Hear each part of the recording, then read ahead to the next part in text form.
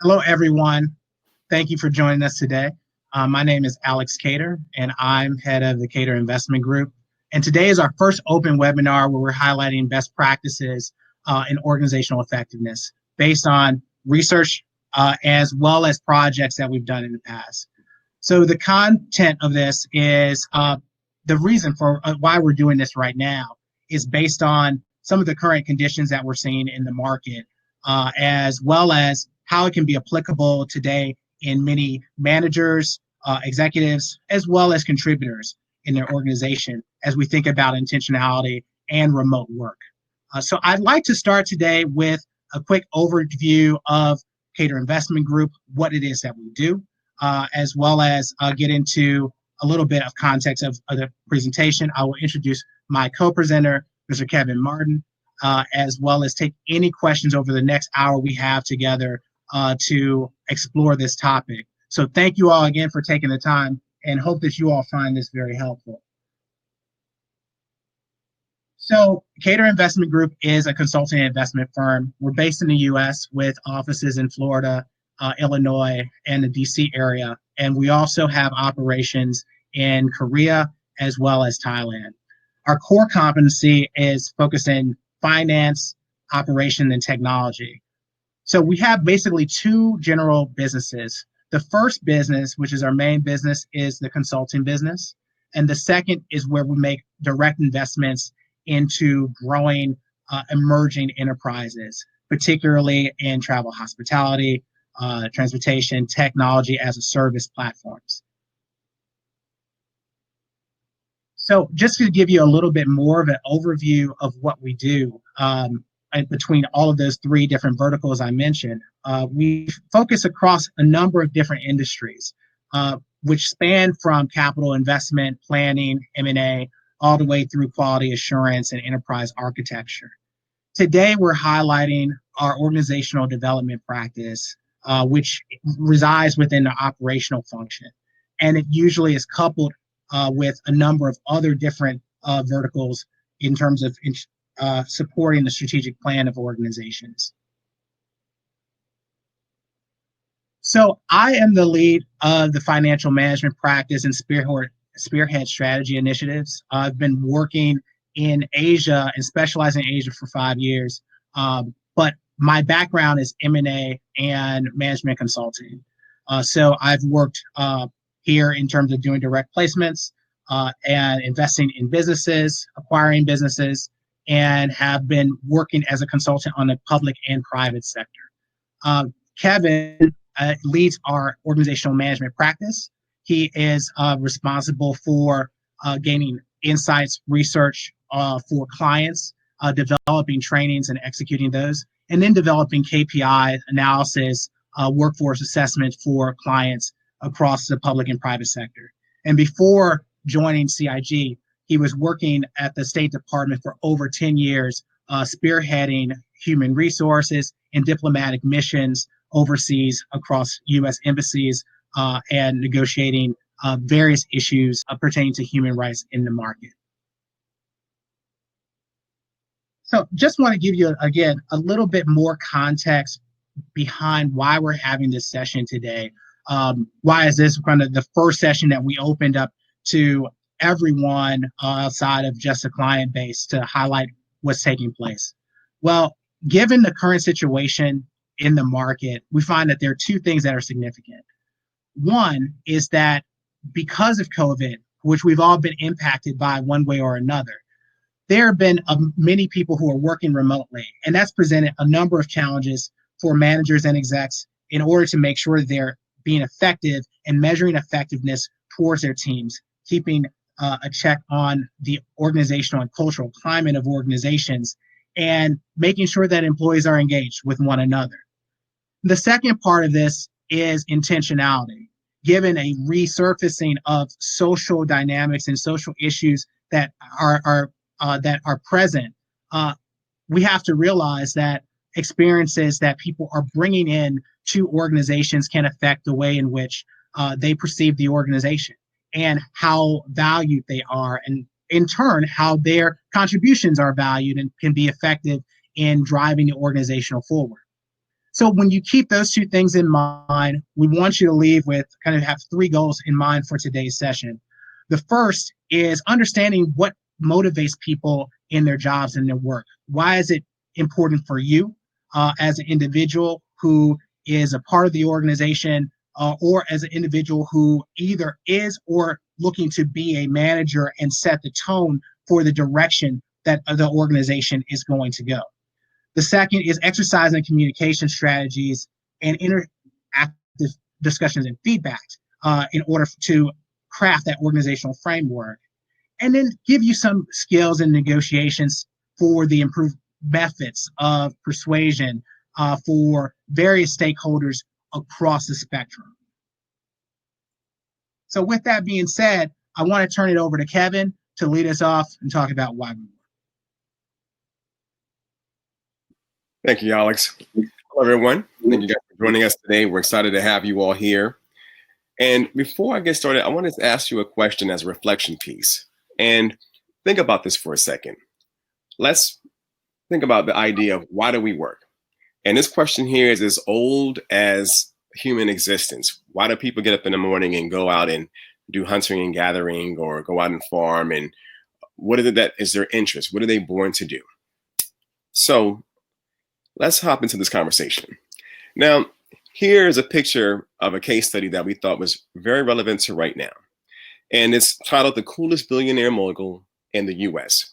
Now, this is Sean Jay-Z Carter, who is an American rapper who's highly successful. And without reading the entire article here or caption of the article from Newsweek, I wanted to take one or two items here. The first is that it says here in the first sentence that there must be something burning beneath Carter's low-key exterior, right? Because as an individual who's a high school dropout, how does he become so successful? Whether music, movies, production, sports management, owning basketball teams, he's been able to leverage his success in music in many different ways. And what is that something that has helped him to go from the bottom 99% to the top 1%? Let's examine that. Now, here again is a question. Why we work? Why do you work? Why do I work? Why does Alex work? And before going into the slides and looking at the numbers and the data, I want to bring your attention to the two pictures on the bottom left and right hand side. If you have children, this will especially speak to you. If you look to your bottom left hand side, you'll see three beautiful young children, all hugging each other, appearing to be in a kindergarten, maybe a first grade class, but certainly maybe a kindergarten or a pre-K class. You look to the bottom right-hand side, you'll see them graduating from high school. Sharp robes, cap and gown, the tassel, the entire nine. They look wonderful, smiling young adults. Now, that time frame between them being in kindergarten or primary school until they graduate from high school, let's look into what that looks like. That is the average person that each person will work in their lifetime. That's 90,000 hours, 24 hours a day over the course of several years. And it is literally leaving your children from when they're in pre-K or kindergarten and coming back when they graduate from high school. That's your lifespan, ideally, when it comes to work. Now, this equates to, again, 13.2 years without overtime or 14.4 years with overtime. And as many of you know, while you may have a job that is 40 hours a week, how many weeks do many of us spend a few extra hours? Skip lunch, come in early, stay late, log in while you're home because your salary. How many hours are we putting in? Is it 14.4 hours? Is it 13.2 hours? Is it 15 or I'm sorry, not hours, but is it 14.4 years, 13.2 years? Is it 15, 16 years? How many years are we spending at work? So not to mention even the concept behind commuting. We know that in many major cities, especially in the US, people spend on average 200 hours per year commuting, which as we see here in our data, that equates to over 3 weeks of just simple back and forth. And to top it all off, nearly 80% of people dislike, or I should say even hate their jobs. So you spend the time from your children being in kindergarten or pre-K until they graduate from high school, You spend 20% of your total lifespan. You spend 25 work days per year just simply commuting for a job that you hate. Let's examine that. So, why do we work? Why do you work? What gets you up in the morning to go to work? And why did your parents work? Or why did your grandparents work, or aunt or uncle, whoever was primary individual over raising you? Why did they work? And why will your children work? Will they work because you're looking for them to have a career in a market that will be here in 10, 20, 30 years? Are you looking to have them work in an area that will benefit their particular skills and interests and their intrinsic gifts? Why will your children work? And then here's some questions that I want us to look at deeply as well. Now, why does Bill Gates work? And why did Mother Teresa work? And that is something that I want us to emphasize, because Bill Gates worked because he was into creativity. He is still into creating and to producing items that he thinks is important that will benefit the world and yet yield him a profit. It started with Microsoft, and now it's with the Bill and Melinda Gates Foundation as they're branching out and doing research on diseases and starting up laboratories and looking to find ways scientifically to better the world. And the same goes for Mother Teresa. Her reasons for working weren't the same. However, she was motivated by a transcendental, a higher calling for going to help the poor and the needy. And she sacrificed all that she had to help people in the context that she was hands-on and wanted to help to alleviate their suffering and their particular ills in real time. So with that all said and done, I want to ask you a question. If you won the lottery tomorrow, you won the Powerball, you won the scratch off, you went to the casino, I'm not passing any judgment, and you played the slots or something, or the roulette, and you won $1 million, maybe even the Powerball, and you won $1 billion, and no longer had to work, what would you do? So before moving on, I want to ask you a question. Why do we work? Why do you work? Here are some reasons as to why we've quantified why people work. A through G. First, A is money. B is self-fulfillment and in contributing to others in society. D is being productive and stimulated. E is your interest and or your enjoyment. F is to provide for your family, of course. And then G are other reasons, whatever it is that motivates you or someone who has a reason for going to work each morning. Now, with those items that we mentioned in the previous slide, here are some answers and some data that correlate to this, and it answers the question why people work. And we've broken into two age groups, from 18 to 24, and then from 25 and older. And what we saw was that the data suggests that from 18 to 24, money is the main reason why people work, followed by self-fulfillment and then contributing to society. That's typically where people are between the ages of 18 and 24. Now, from 25 and older, we see a different breakdown in the material. We see that the first money has gone from 34% to 22%. And then self-fulfillment has actually gone down from 18% to 10%. But what we do see that's a very important shift is that the third attribute, society, contributing to society, and then being productive and then enjoying your work, those items have actually held steady at 22%, 18, and then 20%, which suggests that people begin to have a different balance and an idea of what is important to them as they age. So money is still important, but it's not the most important aspect. And the aspects that become of equal importance to money is society contributions, being productive, and enjoying your work. So we know that this will change as people age and they go through life and they have various variables and things that happen. But this is a snapshot that ideally identifies the importance between the ages of 18 and 24 and then 25 and older. So what makes work meaningful? And here is a question that we want to bring to your attention, because this helps to answer the question as to why we work. And if you look to the right here, you'll see a map, or the map of meaningful work. We have at the top being. This is who we feel that we are within ourselves. It's what we were made to do. And then we have doing. It's what we're talented at, be it training and or intrinsically good at something. And then there's others. You are drawn to assist people in a particular area, which is of your personal interest.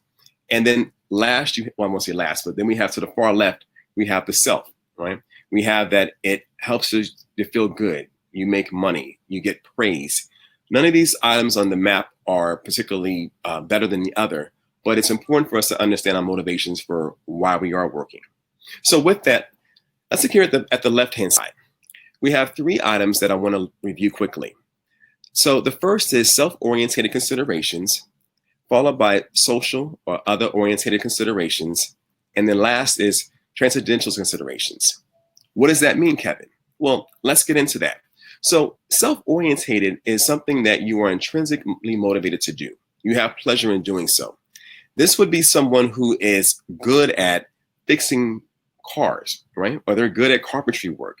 If you have a item that breaks in your home, or if you need something to be repaired, or you want to have some painting or some floors redone in your home, you know someone who's really handy. You can call them, they can come, and they can instantly fix whatever is wrong with your car. They can help you to put your new TV on the wall and mount it. They can help you to fix that leaky faucet, whatever the catch is. They're self-oriented and they're motivated by the praise that they receive, the work that they receive for what they're naturally good at. That's their angle. Next, we have social. Now, this is the person who is motivated by assisting other people because they feel good about that. This would be teachers, right? This would be people who are counselors or therapists. They are motivated by assisting other people, offering their expertise and being of assistance. This is their social, this is their creativity, this is them helping society, this is them making a difference in their communities. And this is where they're able to receive their finances, they're able to receive their worth, they're able to receive value, but most importantly, they're able to be social and assist other people. That is a part of the component by which they are driven. This is why they work. And then lastly, we have transcendental. Now, this is where I would emphasize individuals like Mother Teresa, or to scale it back a bit from someone of that level, or Nelson Mandela. Let's move it back down a bit more to average individuals. Let's think about the person who's a physician or a nurse, or they could even be an orderly or a janitor at a hospital. And the COVID-19 virus is in that hospital or in that facility, and they really could just stay home. They have a young children or an aging adult in their home, a mother or father, but they feel called, they feel a sense of vocation that they have to go to work, not only for the money, but for the fact that it is their calling. It is their transcendental identity that leads them to be a part of that discussion, to be a part of that work. That's another way of people working to fulfill the vision of vocation. That's an important reason as to why we should work. None of those 3 attributes are better than the other, but it's important, again, for us to understand why we work. So to pivot for a second, we want to look at 2 other ideas, the me versus the we concept. And there's a great line up here at the top of the slide from one professor, Dr. Adam Grant, which I won't read, but it's a nice way of saying that people find value through their interactions. And when there are good interactions, when people feel valued and they feel rewarded, they feel filled, they're motivated. And when there's interaction that these people depleted, it leaves them feeling less valuable, then that's when you begin to have cracks in the surface. So let's look at the me versus we in our categories here. We have 3 categories. The first is the takers. That's the concept of me. Me. I'm on a team with some individuals and I'm more concerned about me than I am the we. How will I receive credit? How will I receive the promotion? How will I receive the raise? How will I make sure that my ideas are executed within the presentation or the group dynamic? And then there's a tit for tat. I call these the holiday relatives. And if you know anything about individuals who are tit for tat, you understand that these are the persons who will give you as much as you give them. So if you're looking at the holiday season and you're interested in identifying what you want to get as a gift for someone, this is the person that will ask you, well, what are you going to get me? And they're not asking because they're just interested or excited, but they're probably trying to quantify how much they can spend on you versus based on how much you're willing to spend on them. Tit for tat. In the workforce, this is, I'm going to share with you information. I'm going to share with you my opinions or my thoughts on your paper or on your documentations or on your project, but only as much as you provide me, because I don't want to see you have a leg up or take advantage of my information, of my my skills. And then lastly, you have the we. Now, the we people are the individuals that we found through our research that they experience more joy at work. They have more meaningful relationships. They're typically the persons who are the leaders within an organization that is thriving and that has high attrition. Well, sorry, they have high people that stay within their particular companies, and they have individuals who are based on service and so forth. They have a good morale, and these individuals, they find that meeting objectives are easier. They find themselves joyful about being a part of a team because it's a we dynamic. And I do want to make a small note to the people who are the we, the givers.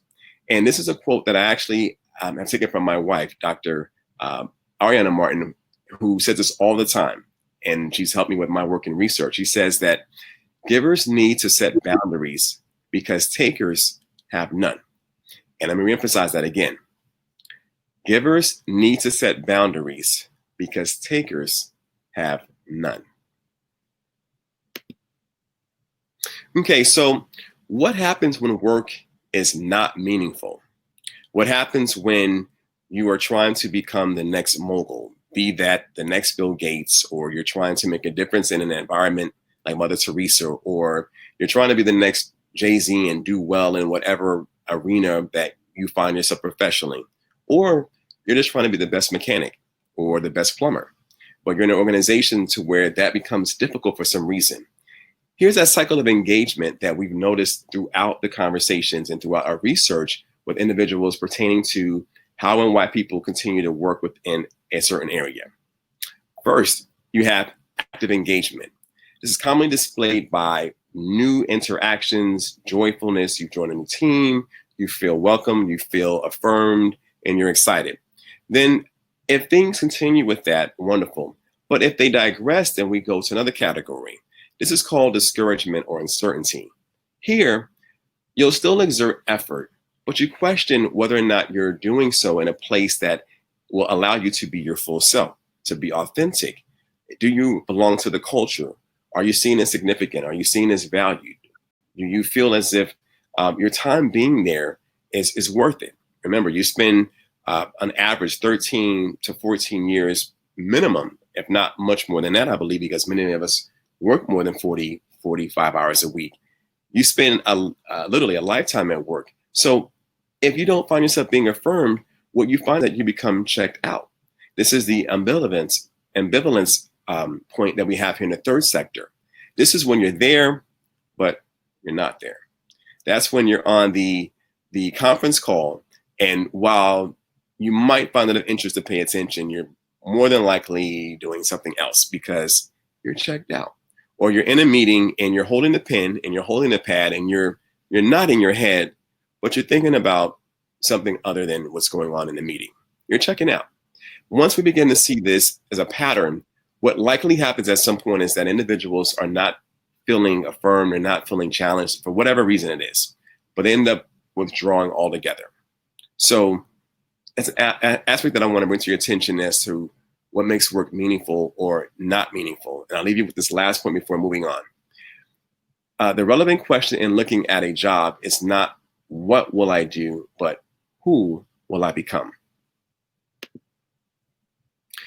Before continuing on, are there any questions that anyone wish to have as of right now regarding our current slides? If so, feel free to put in the chat, and or you can send us a direct information if you wish to do so, and we'll continue on. But we do want to make sure that you all are welcomed and are reminded that you are able to ask questions as you need to during the conversation. Right. So I'll take it over from here and talk about building off of Kevin's last slide about what does the organization actually owe the employee. Every year, Glassdoor publishes the best places to work for between large and small to medium-sized enterprises. And they do this through millions of surveys that are rated against consistency, content and quality to evaluate, to get a good feel about company culture and how that looks. So what we've done here is present the top 10 companies of the large companies, many of which you've probably heard of and some of which you probably haven't. But building off of that last quote that Kevin had mentioned about not who I am, but who I will become, that actually is one of the things that is highlighted from a Bain engagement manager. Uh, he says that I can point to people who invested in me, helping me to grow into the person I am today. And so it talks about being more transformational, not just having a job, but having a career. And I think many of you have heard that saying over time. But other comments articulate some of those things about company culture, like Scott Schurer at Ultimate Software, that the true measure of a company is how they treat their lowest paid employee, the value of an individual, regardless of their position in an organization. And that ties directly into our last quote that we highlight from Gary Kelly, which is that we equip leaders regardless of the position they have. And so as we talk about on many engagements about how we look at organizations, is that leadership is not a position. It's not just confined to executives or managers. It is confined to individuals. It's defined in terms of how they enable themselves to act in their role and the agency or the capability to take on autonomy and ownership of the work that they're doing and the relationships that they can have with one another.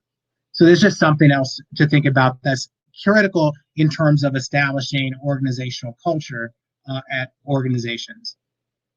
So just to give an example of this, we have a client that we've worked with in the past. They were a strategy division of a technology company, and historically they averaged around 50 new hires every year for undergrad through PhDs at top tier universities. They're engaged with contracts for 1 to 2 years. So effectively, they're almost guaranteed. But with 6-figure salaries, a whole yards. It's actually looks like a very attractive package, which I'm sure that many people would love to be a part of. But what prompted this engagement was that only 35% of employees felt that their leadership was engaged and cared about them. And 72% stated that they were unsatisfied with the work. And that led to high attrition rate on a year over year, which was annualized at 30%, which is almost twice the US average. And so what we had experienced there is that by the time that we come in, the offer yield and pipeline of new talent had declined steadily, where that there wasn't enough, a lot of people coming in, and the quality of the candidates were going down. So it's a good question to find out what was causing this experience with the client. So to get into the challenges that are that human resources and many of you face on a regular basis that we've had conversations about is attracting and retaining talent. And the fact is that it's a very big challenge for companies to retain the strong performers in organizations. Typically, top performers on average perform up to 4 times as well as the average at any given company, but they're also 3 times more likely to leave and transition out. But part of that and part of the other problem that exists is that S&B and salaries and benefits of employees are often used and viewed as a pure expense line at the CFO level, which can be detrimental to high performance by curtailing spending and where it's needed in order to generate productivity. And so that comes to the quote about people being unhappy with the work culture that they're in because there's not an investment in people. And then also when you actually look at that outside of just the budgetary line item that you'll see on the P&L, you can also experience that employee attrition is incredibly expensive because of not only because of replacement costs and low productivity, but also because it can lead to long delays in terms of being able to fulfill roles as well as cohesion within the team. So all of those 3 different things are not necessarily things that you'll particularly see on a P&L sheet. But we do realize that leadership comes from the top in terms of setting culture. And this is the reason why it's important to have product champions or managers who can set the tone and enforce expectations in the workplace, bypassing a lot of the oversight and the attention on compliance and budgetary issues. And cultivating a positive, enjoyable workplace comes through cultivating processes and practices, which don't necessarily have to be large, but have to be intentional and they have to be present. And so as you think about that, engaging with people remotely, how can you ensure that that's maintained to be a priority? And lastly, it's ensuring that you have periodic evaluations and implementing actions. So one thing that is important to know when it comes to organizational culture, we have clients that will say that things are fine culturally, people are happy, but just because it's fine and it's sunny one day doesn't mean that it's sunny the next, because ultimately people change within the organization, and that can cause a lot of tension or changes to the company culture because companies are made of people. So it's important to do temperature checks on a regular basis to evaluate how the culture is holding up within teams. So one way, of course, of doing that is to listen to feedback and gauging those results. But one point that's important to note is that when receiving feedback at a company level, it's important to internalize that and then implement action to make sure that you're able to maintain trust within the employees and to show that you're listening to what your employees are saying. But to go a little bit deeper into what that means for organization, one, there are 3 different elements in particularly that you look at in an organization. One of which are artifacts and practices, what you see, the physicals of how you dress and the norms of how do you conduct a code of conduct.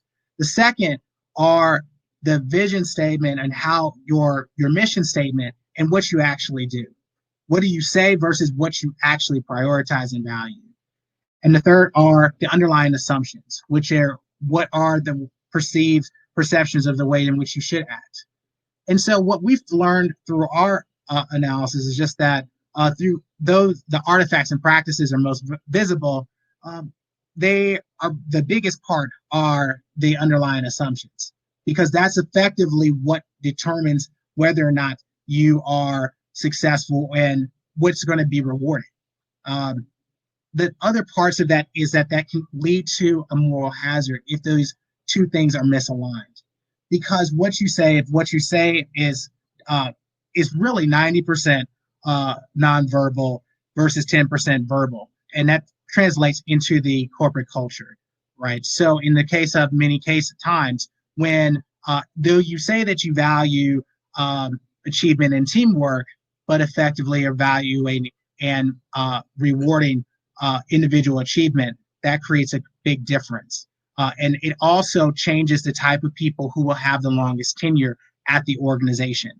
And ultimately, in the long run, if that is different, that can ultimately be counterproductive to the mission and have an impact on stakeholders inside as well as outside of the organization. So it's something to think about with managers that are looking to drive towards strategic goals and strategic planning meetings to ensure that they're aligned with their HR and organizational strategy. And just to take an example of that, there is a case study of The Wing, which is a female co-working space and social club that was founded in New York about 4 years ago. Their mission was to enable professional, civic, social, and economic advancement of women through community. It was built as a utopia, something that was a perfect environment through co-working spaces. We work with people who are there, and quite frankly, it's quite remarkable, and it made a lot of news, received a lot of praise because of that mission that it was espousing to the market and raised millions of dollars and expanded to several different locations. But just recently, over the past few months, there have been several allegations of racist incidents and mistreatment of workers throughout the workday and at different events. And it's gotten so bad that even earlier this month, 93% of their full-time staff had participated in a walkout in their corporate office because they stated that the values were not aligned with way in which the organization practiced, which directly affected people within the organization. That ultimately led to their CEO and one of the three co-founders stepping down from her position and outlining some of those mistakes that she had made. And just as below, you can see that when Audrey set out to build out the organization, that it was a challenge to actually fulfill that mission compared to some of the work that had been being done by the people in the organization that said, and I quote the brand director, Alex, who's a friend of ours, is that simply put, the wing doesn't practice the intersectional feminism that it preaches to the rest of the world. So those are just an example of some of the things that are happening. And of course, during COVID, it is exacerbated because of the impact that it has on the bottom line and their core business. So as we talk about this and think about how can you reduce attrition, there's really 5 A's associated with it. It's a framework that basically outlines how can you, of course, you always have natural attrition, but reducing the voluntary attrition, the people who you want to stay, who contribute to the value of the organization, how can you make sure that you keep them there? The first is to aspire, to make sure that those goals that they have are challenging and specific and obtainable, that they're constantly be able to push themselves and develop further, as we've reached and heard quotes earlier today. The second is to assess how the organization lives up to the value proposition to its employees and aligning those incentives to the long-term behavior that you want to see. And this is a big difference that we see often, is that oftentimes you reward something that is actually not in line with what you actually are hoping to get. So making sure that those are aligned is absolutely critical for the long-term success of organizations.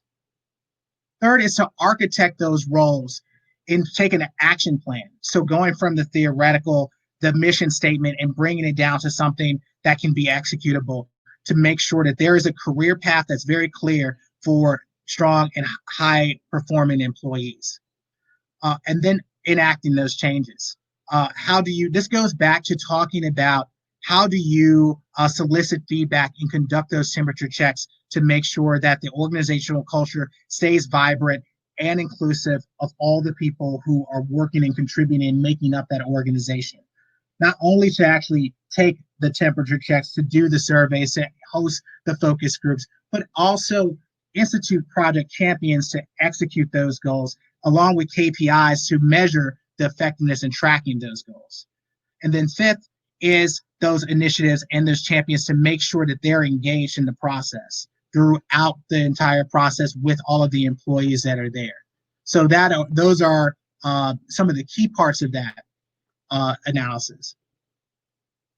And so going back to this case study with a client that we highlighted here, what we found is that basically all 5 of these issues were present within the client.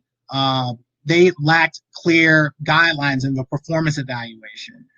It was very, very subjective in terms of how they would evaluate each employee, which led to some subjective reviews. There wasn't a enforced mechanism to act upon upward feedback, a lack of intentionality.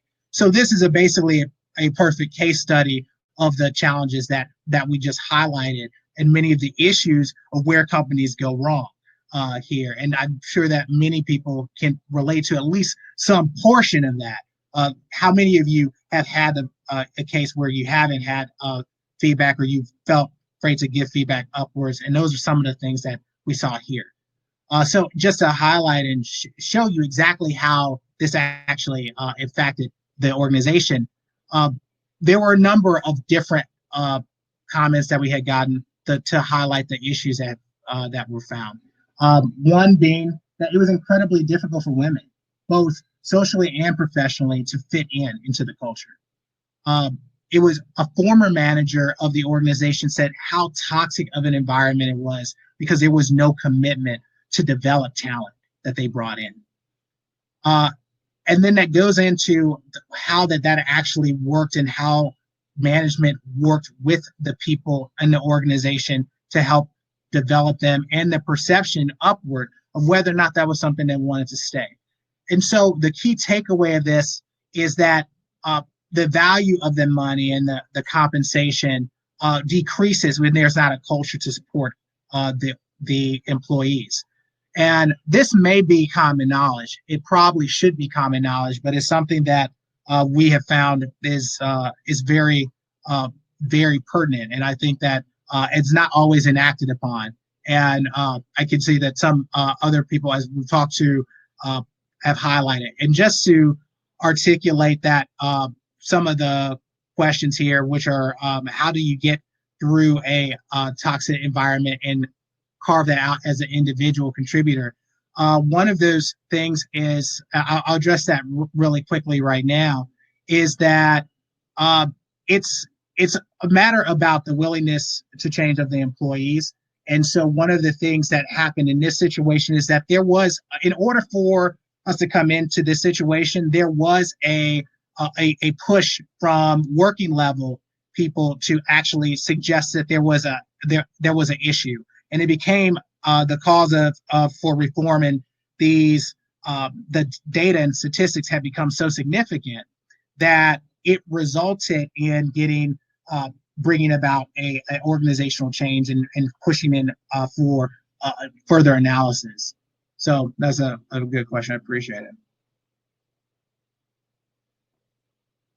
So, and also just so you know that this will be there will be a recording of this available as well in case if there's anything else. And if we can't get to your question in a time because we'll be respectful of time, that you can always, we'll give you contact information so you can share questions a little bit later as well. So also just kind of going into the solutions here of what happened, it required, and I just touched on this with a little bit of the question that was asked, is that the first part was refining the business problem. In order to get this information and to actually dig down and assess what the problem was, there was a number of employee satisfaction surveys with a high participation rate to ensure that there was statistical significance. We captured insights and dig deeper into those inputs through one-on-one working level interviews, as well as hosted bi-weekly focus groups to then discuss potential issues and nuances in terms of how to address flaws with the culture. Now, the goal alignment focus is how do you actually align the goals of an organization, the goals of the organizational culture with the strategic plan. And that came with one-on-one discussions with the leadership, with the EVP, who was a project champion, other vice presidents and leaders of the groups, as well as implementing and taking a hard look at the HR processes throughout the entire value chain, all the way from attraction of candidates to their implementation and making sure that you're able to retain them and offboarding them, because those people who are leaving then can become ambassadors or reference points for others. And then lastly, conducting the external analysis of the group to see how internal dynamics affect the way the group was being perceived to others. So ultimately, what happened as a result of those implementing some of the solutions that had been proposed was reduced attrition by over half, increased job satisfaction, particularly among those organizations, those demographics that have been most disenfranchised in the organization, and an enhanced reputation over time. Because ultimately, again, as we want to instill, is that if corporate culture can be strong, you can make happier employees that can be more effective towards the goal and work harder towards those initiatives and contribute more effectively. So it's not just internal, there's external effects of this as well, this to be known. So this comes down to just highlighting some of the overarching goals of what we articulated today that we want you to take away here as we talk about the importance of why you work and how you manage teams, and what are the things that are most important as you look at building teams and building up a corporate culture. The first part is that you have to understand the reasons for why you work. So as Kevin mentioned earlier, to take the assessment, the self-reflection about what drives you to be at work for 8, maybe even 16 hours a day. And how does that affect your work, your beliefs, your attitudes and behaviors? How does that differ from your boss's boss, colleagues, and subordinates? How do those things impact you? Because by being able to understand that, you're able to basically relate a little bit more closely and align those incentives and interests so that you all can work together to work towards the common goal.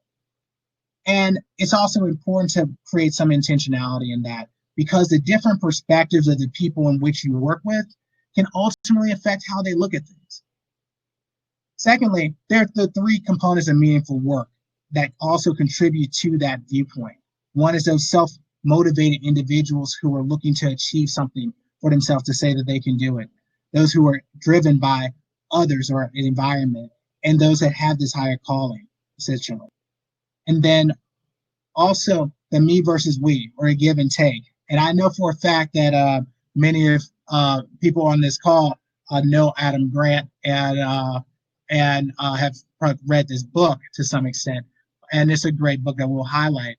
But there's a focus on people who are givers in those communities or in organizations contribute to stronger teams and more effective teams that are meaningful, that can have long-term success as givers. And then lastly, management sets the tone for culture. And we always know that there needs to be a project champion. So if you are the project champion, then how do you emphasize and institute those and set those cultures and be intentional about those culture changes and managing that culture? If you are in the management position or you're not in the management position, how do you raise the issues so that it gets taken up to be a banner issue for the organization? Both of those things can be true, and it's important that it can play a big role in whether or not people stay or go, and involuntary attrition rates, which is a significant part of what we're looking at here today. So wanted to just highlight really quickly some of the overview, because this is our focus on our organizational management section. So I wanted to highlight quickly some of the trainings and activities that have been developed. There have been a number of different things that we've done in terms of cohesion and building out work cultures and organizational effectiveness. On the top list, a list of those trainings and activities, just to make an assessment of where the organization is and how to better align that with the goals. And then also in the bottom, there's a list and assessment of how those goals kind of pair with bigger strategies. So after integration and M&A, being able to support that organizational structure and where people fit into that organization, making sure that you're able to retain talent effectively, how that works, the processes and things like that. All of those are a part and interact with the organizational management component in that practice as well. Before we let you go, wanted to just give a few additional resources that fit into that I think will be helpful, that we think that will be helpful for you if you are interested in learning more about this topic for yourself, as you think about your own careers, as you think about leaderships and leading your own organizations here. So there are a number of books, as well as journals and literary reviews that are on the market, ranging from Harvard Business Review and McKinsey's case study that release bi-weekly or monthly issues about on organizational effectiveness. There are also several podcasts that are out there, but I'd like to highlight, we've highlighted a few here just in case you're interested in learning more. With that being said, wanted to thank you all for taking the time, for coming and joining us today. please feel free to reach out if you have any questions. And if there are any other questions, we're happy to answer those and address those either directly or if you send an email to me directly, we'll be able to get back with you, or follow us on the web or in social media. So we'll pause in case anyone does have any messages. We'll pause here just for a few moments. But we really appreciate everyone for joining here today.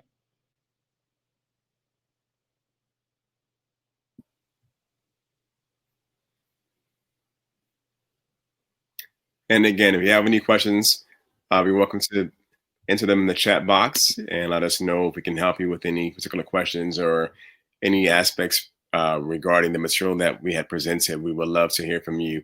Or if you just want to tell us that we did a good job or a horrible job, which I hope you don't say. But if you say that, we'll have to just take it and build on it. But anything you wish to share with us, we welcome your information and or your input. And we thank you for joining us. And if you have any questions, again, you're welcome to email Alex and or reach out to the Cater Investment Group via social media or the website. And we hope that you'll join us again for our next presentation on some other attributes of Catering Investment Group. And we thank you. Right. Thank you all, and have a great rest of your day. Take care.